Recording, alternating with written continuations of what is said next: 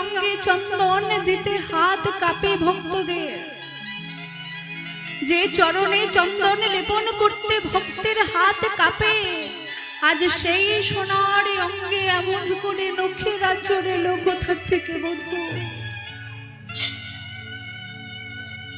বলো না বধূ, কোথা থেকে এমন করে তোমার অঙ্গে নখের আঁচড় এসেছে?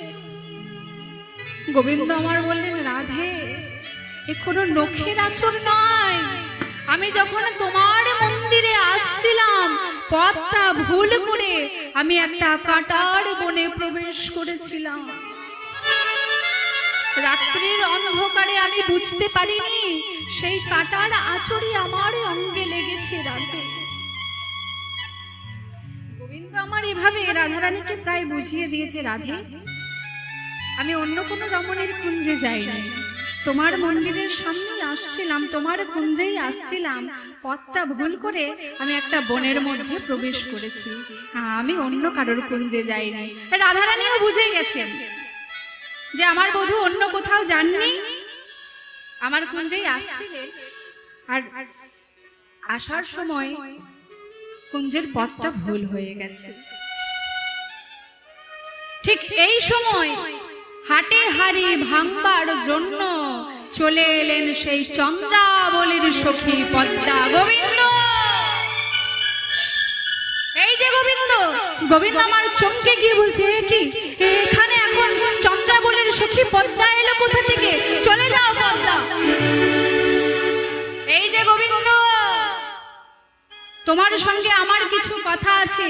ও পদ্মা, আমি তোমার কাছে মিনতি করছি, এখন তুমি আমার সঙ্গে কোনো কথা বলো না, তোমার যত কথা আছে আমি না হয় পরে শুনবো। গোবিন্দ আমার মনে মনে চিন্তা করছেন, এত কষ্ট করে রাধারানীকে বুঝিয়েছি, এখন এই মেয়েটা যদি সব কথা বলে দেয়, তাহলে আমি সব আমার কিছু মিথ্যা হয়ে যাবে, এত সাজিয়ে সাজিয়ে কথা বললাম, সব বিফলে চলে যাবে। তাই বারবার বলছে চন্দ্রাবলী, তাই বারবার বলছে পদ্মা, তুমি এখান থেকে চলে যাও পদ্মা। আর পদ্মা বলছে, এই যে গোবিন্দ, চলে যাব বলে তো আমি এখানে আসিনি, চলে যাওয়ার জন্য আমি এখানে আসিনি, তবে কেন এসেছো পদ্মা? তোমার সঙ্গে আমার কিছু কথা আছে গোবিন্দ। তোমাকে কি এখনই বলতে হবে? হ্যাঁ, এখনই বলতে হবে, আর আজকেই এই মুহূর্তেই তোমাকে বলতে হবে। বেশ, এক কাজ করো, তাহলে তুমি একটু সংক্ষেপে বলো পদ্মা। সংক্ষেপে বলবো গোবিন্দ, তোমার যেমন সময়ের দাম আছে, ঠিক তেমনি আমাদেরও সময়ের দাম আছে। এই যে গোবিন্দ, গত নিশীতে তুমি যে চন্দ্রাবলীর কুঞ্জে গিয়েছিলে, সে কথা তো আর আমি ঢোল পিটিয়ে পাড়ায় পাড়ায় বলে বেড়াইনি। তুমি চন্দ্রাবলীর চরণে আলতা পরিয়ে দিলে, চন্দ্রাবলীর চরণে তুমি নূপুর পরিয়ে দিলে, তা একটা পায়ের নূপুর পেয়েছি, আর একটা পায়ের নূপুর কি তুমি তোমার সঙ্গে করে নিয়ে এসেছো রাধারানীকে দেবে বলে? নিশ্চয়ই তুমি চুরি করে ওই রাধারানীর জন্য নূপুরটা নিয়ে এসেছো, আমরা সেই নূপুর খুঁজে পাচ্ছি না। রাধারানী সেই কথা শুনে বলছে, ওরে চন্দ্রা,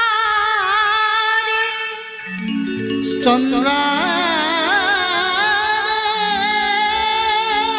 চুপ কর চন্দ্রা, তুই আমার বধূকে এতক্ষণে এত কথা বললি, আমি মুখ বুজে সহ্য করে নিলাম চন্দ্রা, কিন্তু ওরে চন্দ্রা রে, চন্দ্রা, তুই আমার বধূকে এমন করে চোর বলিস না রে। চোরে বলে ওরে চন্দ্রায়, আমি তোর করে ধরে মিনতি করি, তুই আমার বধূকে এমন করে চোর বলিস না। চোরে বলে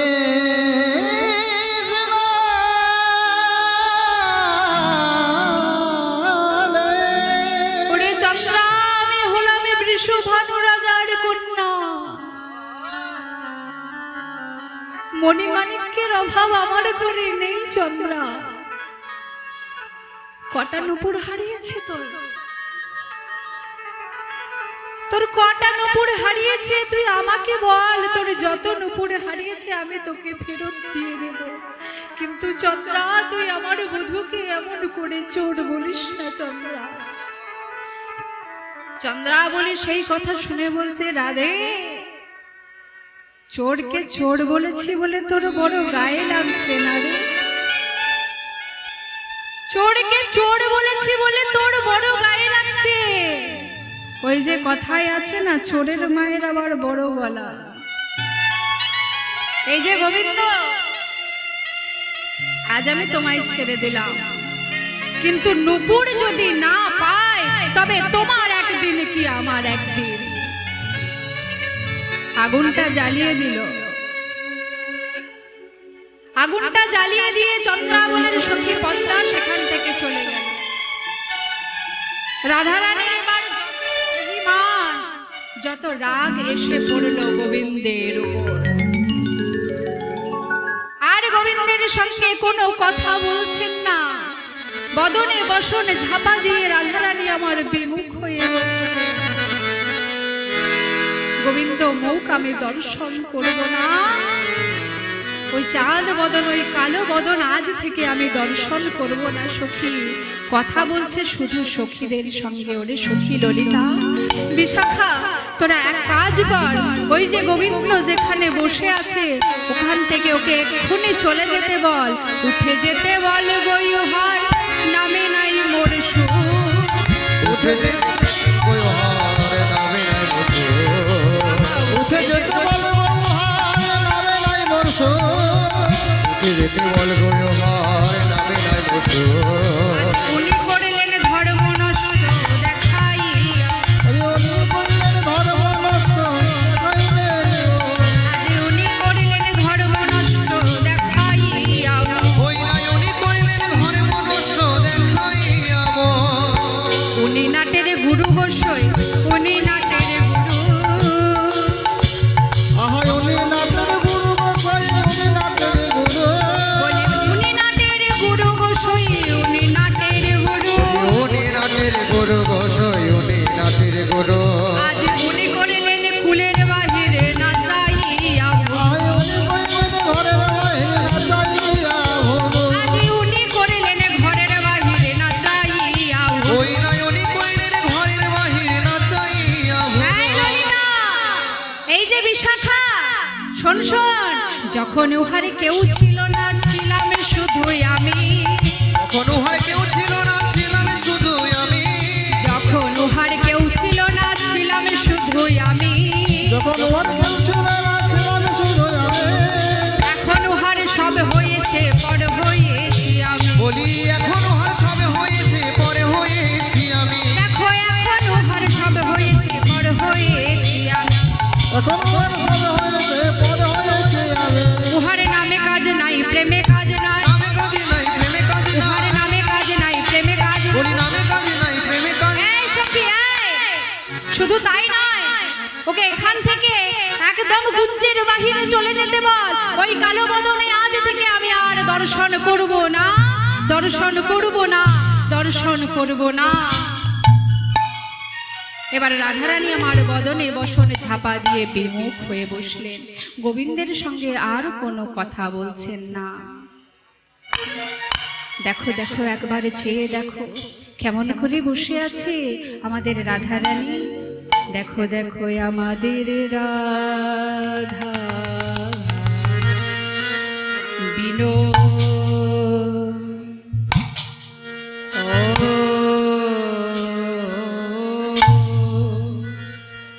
ও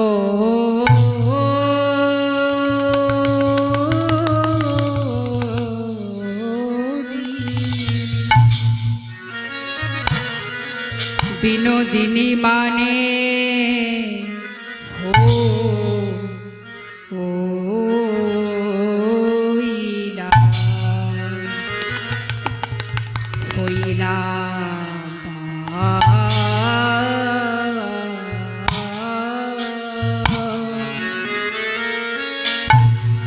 আহা তা দেখি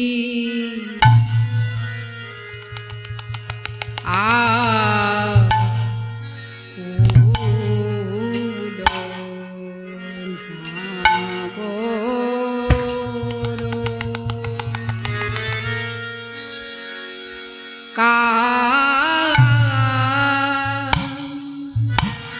আ ও কানে রে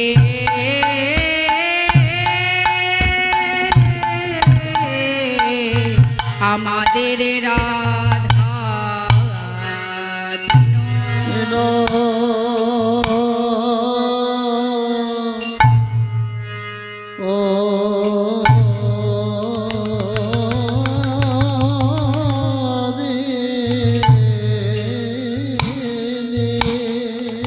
ধনী আমার মা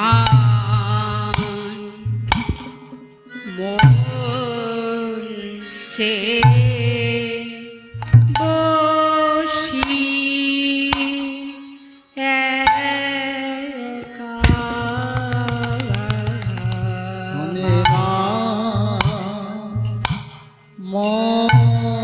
মঞ্চে বসি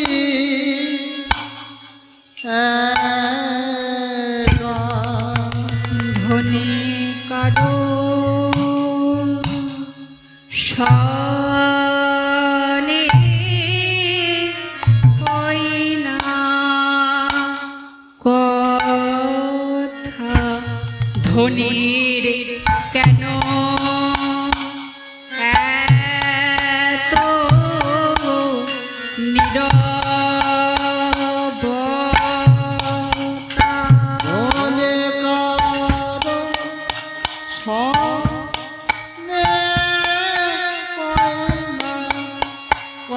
নীরবতা ধনীর কেন এত নীরবতা ধনী কারো সনে কই না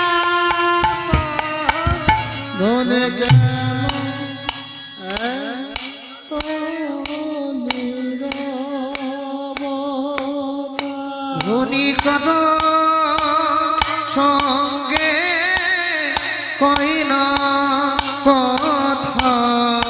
এই গানটির নাম হলো বড় দুঠকি।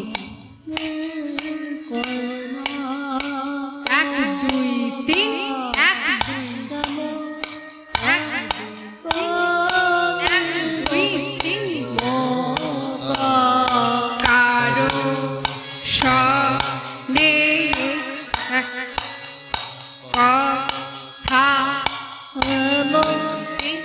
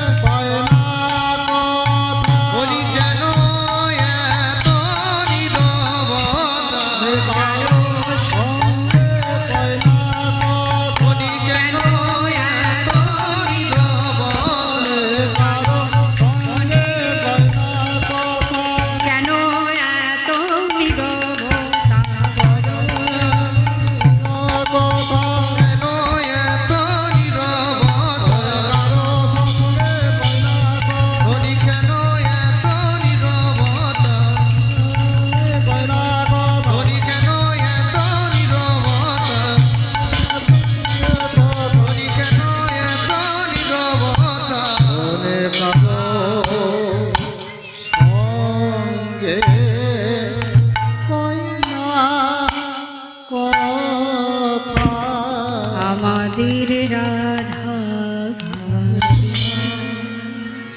রাধা বিনোদিনী মানে হইলা মানে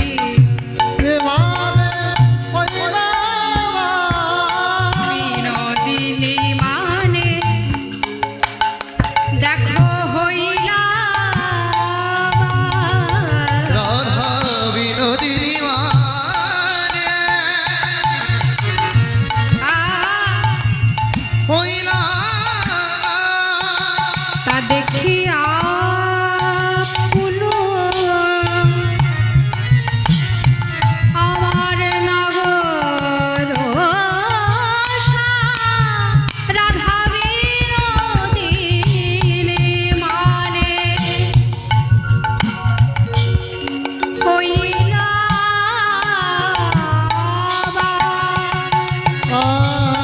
দেখি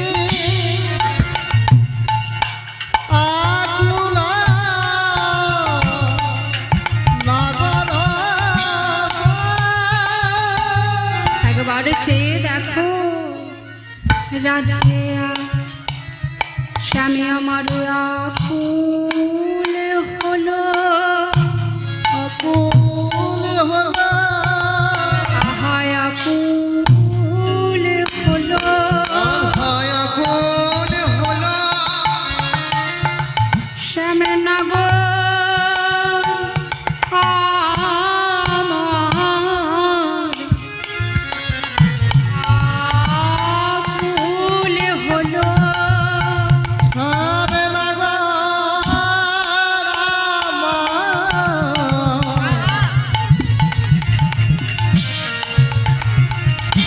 আকুল হলো শ্যামে নাগো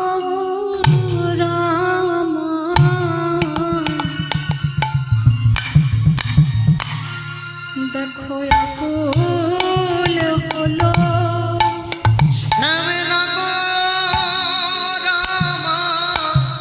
আকুল হলো রাধে রাধে এবারে গোবিন্দ আমার রাধা রানীর চরণে আছড়ে পড়ে বলছে রাধে আমাকে ক্ষমা করে দাও রাধে